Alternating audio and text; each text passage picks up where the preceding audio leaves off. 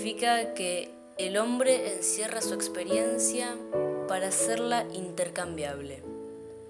Significa que la convierte en signo, que la transforma en algo que está en lugar de otra cosa, en algo que vale por otra cosa. El emisor le da un vale por al receptor. Pero, ¿qué puede hacer el receptor con ese vale? ¿Cómo decodifica la experiencia del otro a partir de ese signo que recibe? ¿Cómo se hace para convertir algo tan íntimo, tan interior, tan inexplicable, tan intransferible como la propia experiencia en un signo? ¿Vos y yo podemos sentir el mismo frío?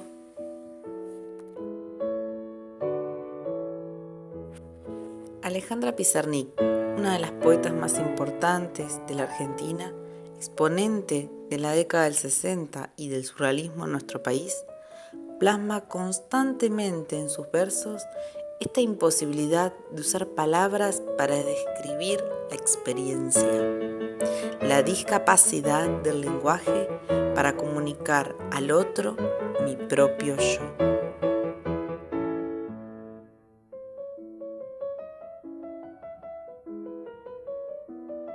Sin embargo, y a pesar de lo poco apropiado que es encerrar nuestra experiencia en un signo, delimitarla a una expresión escueta que nunca llegará a mostrar todo su esplendor, sin embargo, y a pesar de eso, los seres humanos nos comunicamos. De algún modo, logramos ese intercambio de experiencias del que habla Eco.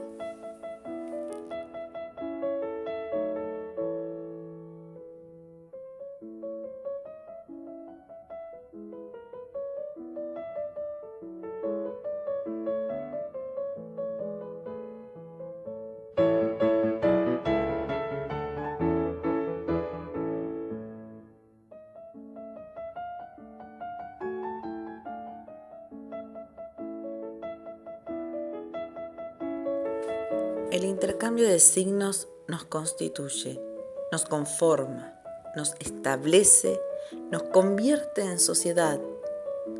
Podemos recordar la aventura de Sigma si se hubiese encontrado en el campo, la lectura de las nubes o del musgo de los árboles que le habría enseñado su comunidad, su cultura. Pero ¿qué pasaría si vamos más atrás en el tiempo, al origen de nuestras comunidades? Vayamos al Paleolítico. Los neandertales son la especie humana que no sobrevivió. Convivieron con los Homo sapiens, nuestra especie, hace aproximadamente 200.000 años. Siempre ha habido discusiones sobre sus capacidades simbólicas por la escasez de expresiones gráficas. ¿Eran capaces de simbolizar? ¿Estaba dentro de sus capacidades cognitivas la producción de algún lenguaje? ¿O es por eso que se extinguieron?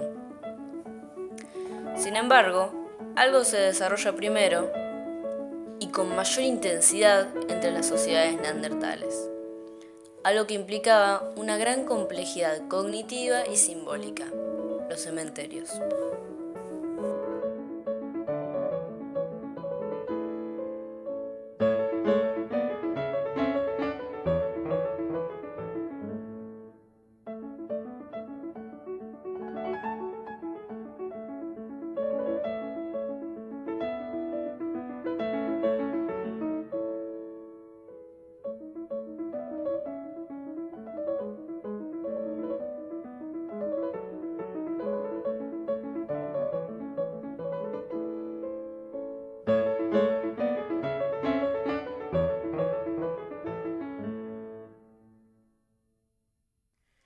El hombre dejó de comportarse como otros animales, que dejan los cadáveres expuestos a las fuerzas de la naturaleza, donde son devorados por los carroñeros de la cadena alimenticia.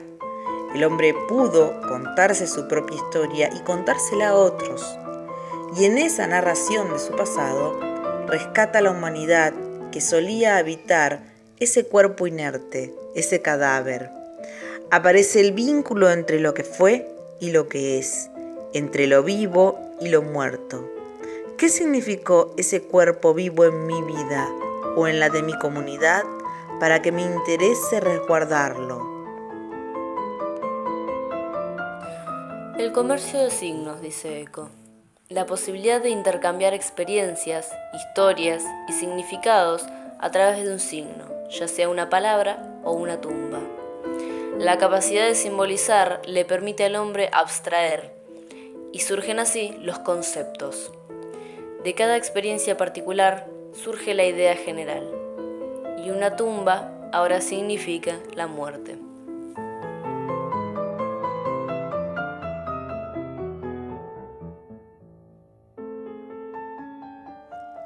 Tal vez nunca pueda comunicar mi experiencia, pero sí puedo comunicar una idea, un concepto, un significado, que en mayor o menor medida se va a acercar a lo que pienso, y me voy a conformar con eso.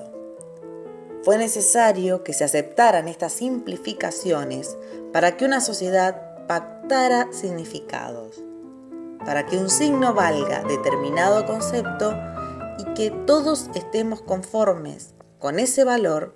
Es necesario aceptar este pacto. Sin embargo, acordar el valor de un signo no está libre de tensiones, sino todo lo contrario. Esto provoca una discusión que la humanidad actualiza constantemente. ¿Cuál es, sino, el papel de las ciencias? ¿Qué es la materia?, dice la física. ¿Qué es el alma?, dice la filosofía. ¿Qué es la ciencia?, dice la epistemología. Para comunicarnos, para poder generar cultura, la humanidad ha pactado significados, los ha aceptado colectivamente, pero también los ha podido modificar únicamente en forma colectiva. Herencia y tradición, mutabilidad e inmutabilidad. La cultura nos presenta las mismas variables que Saussure pensó en la lengua, porque es a través de esa lengua, de esa comunicación verbal, que construimos cementerios, que generamos cultura.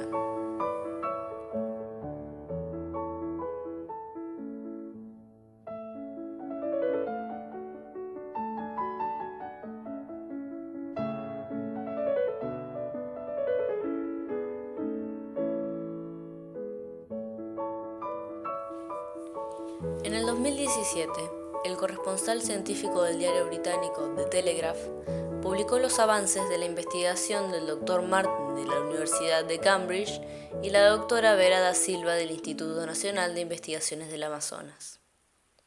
Estos investigadores estudiaron la conducta de diferentes grupos de delfines en todo el mundo que enseñaban a sus crías a usar herramientas, cubriendo sus hocicos con esponjas para protegerlos mientras se alimentaban. Este conocimiento es traspasado por las madres a sus hijas, a diferencia de los primates, donde el conocimiento es generalmente transmitido a ambos sexos. Este aprendizaje es social y, desde mi punto de vista, eso se llama cultura, afirma el Dr. Martin. ¿Tienen los delfines actividad simbólica? ¿Construyen utensilios cuyo uso transmiten socialmente? Esas respuestas dejémoselas a los expertos y quedémonos con el ejemplo. Recordemos la semiosis como el proceso de codificación y decodificación de un signo en determinado contexto, histórico, cultural, psicológico, etc.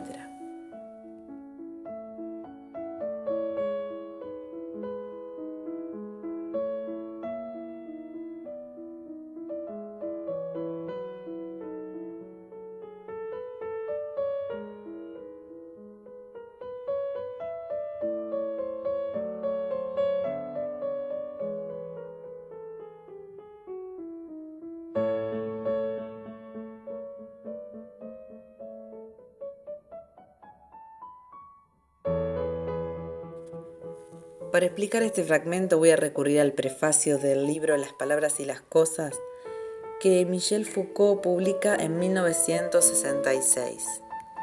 Señalo esto para que se observe el diálogo directo en tiempo y espacio con los otros dos autores franceses mencionados en la cita de Eco. En este prefacio, Foucault recupera un fragmento del cuento de Jorge Luis Borges titulado El idioma analítico de John Wilkins, que aparece en el libro Otras Inquisiciones en Francia en 1960. En Argentina ya había sido publicado 8 años antes. En este cuento de Borges aparece citada una enciclopedia china donde está escrito lo siguiente.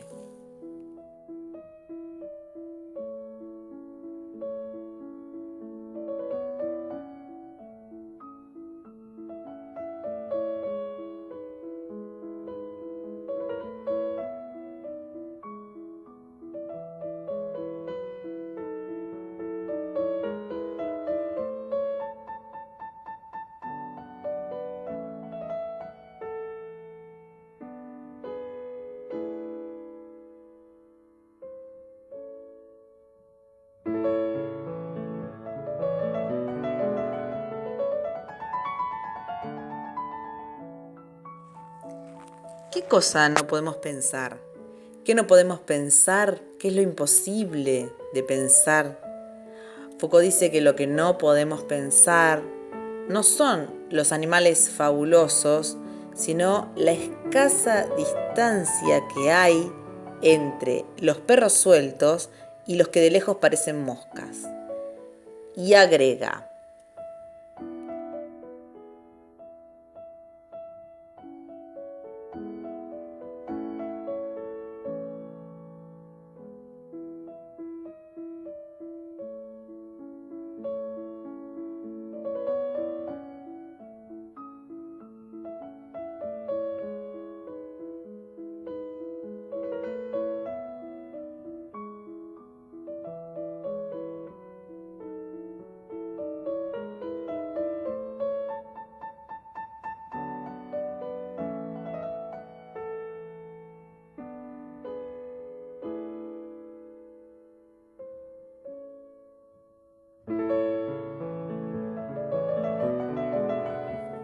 ¿qué es lo que nos da risa pero a la vez nos inquieta, nos perturba? Que vemos la grilla, que vemos el modo en el que una cultura o un lenguaje ordena y clasifica el mundo. Grilla con la que el hombre tendrá que ver límites dentro de los cuales el hombre se reconocerá. Una grilla que tiene que usar para ver el mundo, para codificar el mundo, y dentro de la cual tiene que pertenecer. ¿O no? Porque cuando el hombre ve el orden establecido, cuando ve lo absurda que puede ser esa imposición que ejerce la cultura, ahí es cuando se ve tentado a cambiarlo. Ahí es cuando viene la inquietud y la risa. Cuando aparecen cosas como la abolición de la esclavitud, la jornada laboral o el voto femenino. El lenguaje nos precede y nos determina. Está antes que nosotros. ¿Soy mujer? ¿Soy varón? ¿O me resisto a entrar en esa grilla? ¿Qué pasa si no quiero dejarme encerrar en la clasificación que armó algún absurdo emperador de la China?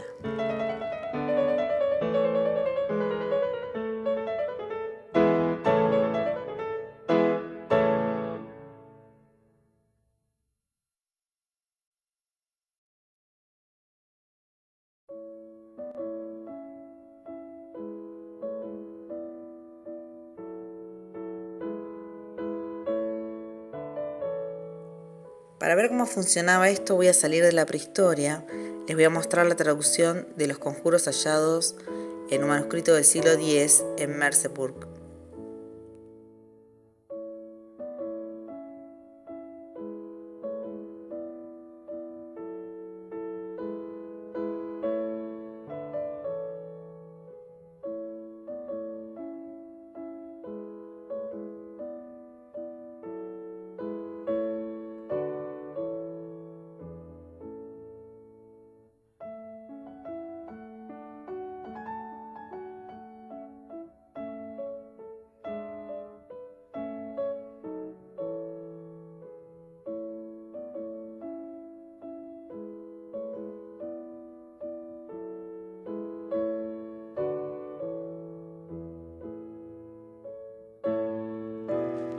palabras y las cosas están estrechamente unidas en el origen de la cultura. La magia es el modo de conocer, es encontrar los signos que la naturaleza, o Dios, depende de la época, nos proporciona para leer, decodificar, conocer el mundo. ¿Cómo encuentro los signos? Tengo que conocer el nombre de las cosas. Es que hace que el mundo se mueva, que las ataduras se desaten o que los huesos quebrados de un caballo vuelvan a soldarse. Las cosas se controlan por medio de los signos, dice Eco.